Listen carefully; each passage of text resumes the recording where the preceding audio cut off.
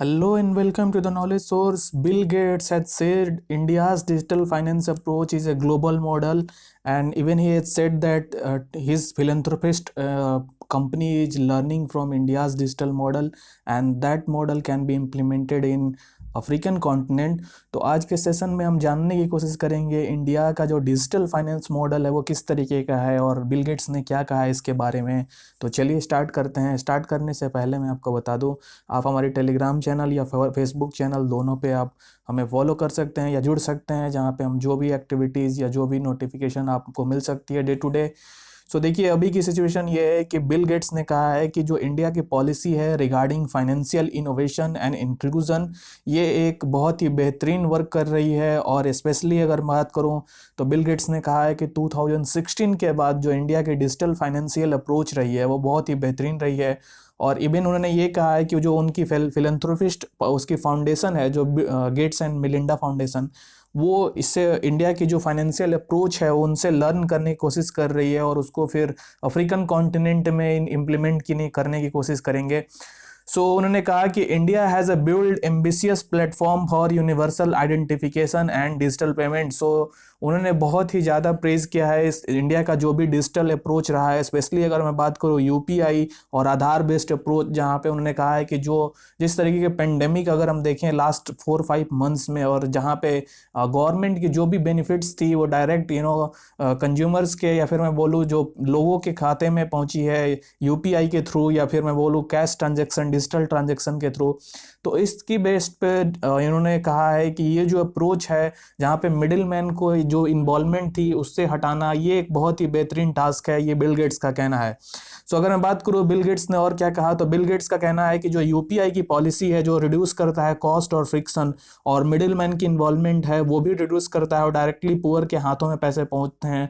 तो ये एक बेहतरीन अप्रोच है, ठीक है। इसके बाद बिल गेट्स ने ये कहा कि जो यूपीआई है वो एक बूमिंग स्मार्टफोन के साथ जब मिल गया, जब ये यूपीआई इंट्रोड्यूस किया गया था, और इसके बाद जो जिस तरीके के इंडिया में स्मार्टफोन यूजेस की अप्रोच जिस तरीके से बढ़ी है, एक मैं बोलूँगा एक्सपोनेंशियल ग्राफ आपको देखने को मिलेगा। और इसके बाद जो है डेटा के अगर कॉस्ट में मैं बात करूँ इंडिया के स्पेशली कॉन्टेक्स्ट में, तो आपको मालूम होगा कि डेटा कॉस्ट जो है पूरे वर्ल्ड में इंडिया के सबसे लोएस्ट चीपेस्ट है। तो इस कंडीशन में इसलिए बिल गेट्स का बोलना है कि जो इंडिया के जो डिजिटल पर्सपेक्टिव है या ग्रोथ है वो बहुत ही तेजी से इंक्रीज हो रही है। अगर मैं बात करूं इंडिया की बायोमेट्रिक सिस्टम जो कि आधार बेस्ड सिस्टम है, उससे उन्होंने बिल गेट्स का कहना है कि although it is a privacy concern for India and it's people, but Bill Gates was more concerned about the digital divide which is happening in India. Digital divide के बारे में उन्होंने कहा कि मैं प्राइवेसी के कंसर्न से ज़्यादा डिजिटल डिवाइड जो इंडिया में अभी भी अवेलेबल है उसके उसके मद्देनजर ज़्यादा वो गंभीर दिखें। अगर मैं बात करूँ डिजिटल डिवाइड क्या होता है, तो देखिए डिजिटल डिवाइड एक अनइवन डिस्ट्रीब्यूशन होता है जहाँ पे access to use of impact of information and communication technology which is divided into haves and haves not. मतलब कि ये मैं बोलना चाह रहा हूँ कि सपोज एक एग्जांपल के साथ समझिए, किसी के पास कोई प्रोडक्ट, अगर मैं बात करूँ इंफॉर्मेशन कम्युनिकेशन टेक्नोलॉजी की कोई चीज़ है या कोई किसी के पास नहीं है अवेलेबल, तो इसमें अगर हम डिस्ट्रीब्यूट करना चाहें या लाइन ड्रॉ करना चाहें, या तो किसी के पास है या नहीं है, तो उसमें हम बोल सकते हैं कि ये डिजिटल डिवाइड है।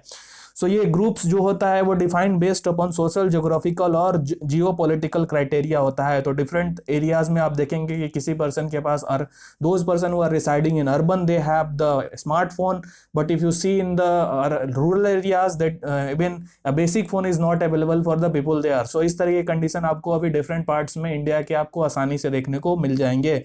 ये होता है डिजिटल डिवाइड। डिजिटल डिवाइड के बारे में बात करूं अगर मैं, तो ये एक गैप होता है जहां पे आप डेमोग्राफीज एंड रीजन के बीच में आप एक्सेस जो होता है मॉडर्न इंफॉर्मेशन कम्युनिकेशन टेक्नोलॉजीज की, उसके बीच में किसी ए पर्सन के पास है या किसी बी के पर्सन के पास नहीं है।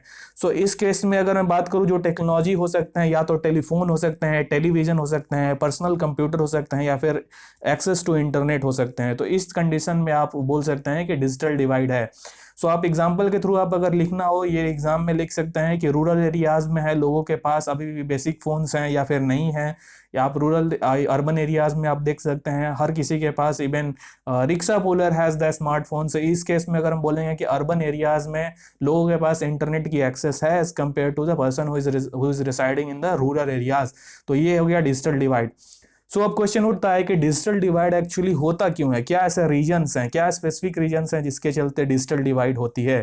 सो देखिए, डिजिटल डिवाइड वेरियस फैक्टर्स के चलते हो सकते हैं, लेकिन अगर मैं बात करूँ डेमोग्राफिक डिविडेंड जहाँ पे इंडिया इस फेज के थ्रू जा रहा है, जो मैंने अर्लियर वीडियोस में भी सेशन में मैंने डिस्कस किया था कि 15 to 59 is considered to be a digital, this age which is in bracket of 15 to 59, इसको हम कहते हैं डेमोग्राफिक डिविडेंड। सो इंडिया इस फेज से भी गुजर रहा है। तो अगर मैं बात करूँ कि डिजिटल डिवाइड के फैक्टर्स, देखो एक तो इनकम हो सकते हैं।